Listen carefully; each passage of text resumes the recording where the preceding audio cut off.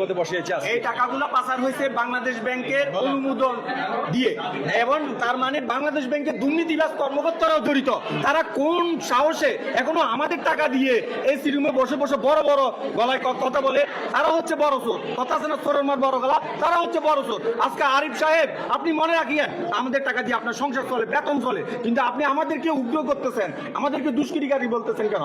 আপনি এই টাকাগুলো অনুমোদন দিয়েছেন বাইরে পাচার করার জন্য, আপনার অনুমোদনে আপনার টাকাগুলো পাচার করছেন। আরেকটা কথা বলি, বাংলা আমরা প্রতিটা শাখায় টাকা দিয়েছি। টাকা কে কি করলো না করলো এটা আমাদের বিবেচ্য বিষয় নয়। আমাদের টাকা আমাদেরকে ফেরত দিবে, এইটাই হলো সব বাস্তব।